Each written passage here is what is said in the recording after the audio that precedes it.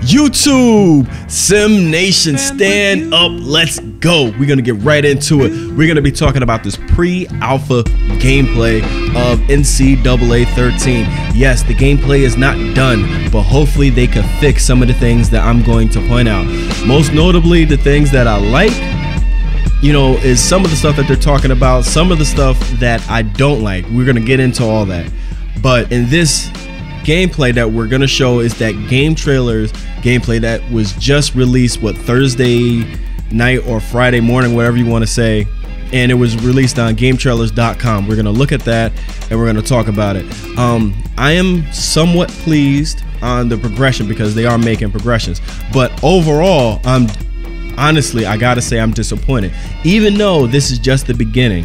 Hopefully on the 17th, mark your calendars down, the 17th it goes down. They're gonna show a ton of more gameplay features and additions and enhancements, and I say a ton and I hope that it is, because really I'm not seeing a real big jump in gameplay, which NCAA and Madden what it so needs.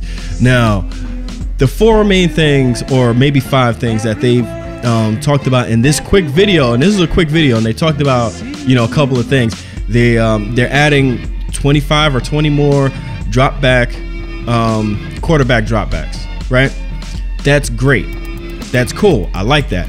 But are they going to do anything to stop gamers from dropping back 15, 20, 30 yards and throwing good passes to wide receivers? Are they going to do anything about that? Not 30, but you know what I mean. Are they going to do anything about that? Because that's not football.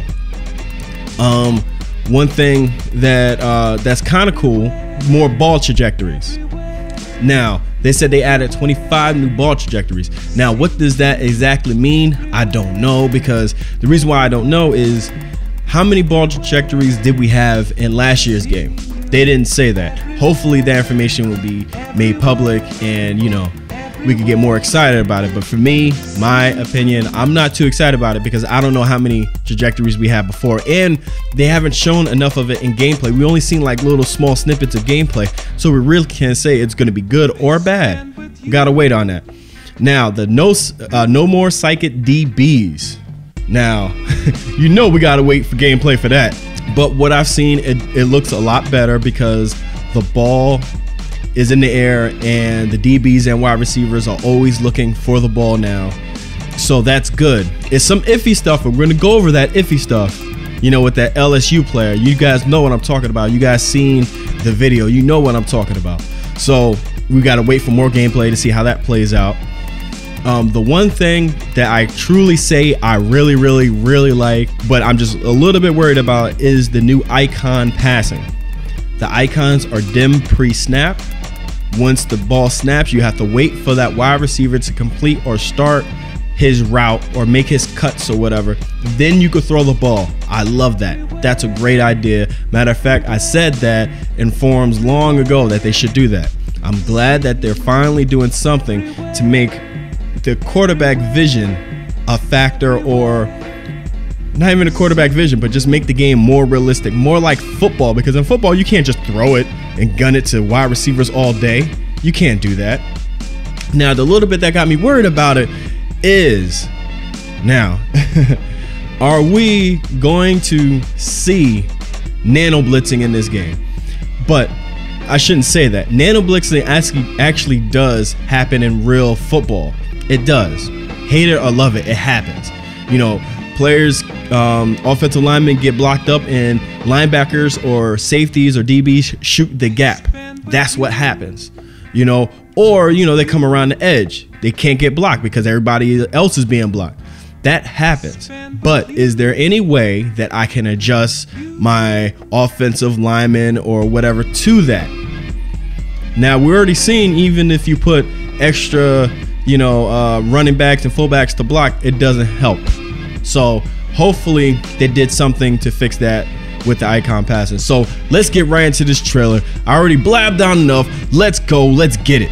Peoples, keep in mind, I'm not trying to bash NCAA or Madden or anything like that. I want a better game from them. That's our only option. I want a better game. And mind you, this is pre-alpha gameplay, but look at that tackle. That shit looks good. Bang, bang. Looks good. I love that animation. I don't care if it was from last year. Probably not, but who knows. Now, notice throughout this whole trailer, you know, you don't have to look up my cut up version, but the whole trailer, there's no double team blocking. And I really hope you guys know what double team blocking on pass plays are. I do not want to have to explain that, but there's no double team blocking in pass plays. Now, let's look at this. This is about what? A 30-yard pass, if not a little more, if not a little less, whatever. Wide receiver's running down the field. He gets tackled, and he should. But the problem is his momentum, he gets stood up. It's like his momentum did not even matter. That's the type of stuff NCAA and Madden is missing. Momentum means everything on every play. Look at the safety that's actually guarding, safety or D-back that's guarding the that wide receiver. It's kind of comical, the fact that he's just all out of place. Now, this play right here is the ugliest that you'll see in this trailer. Now, the philosophy behind this. Now, okay, back that up.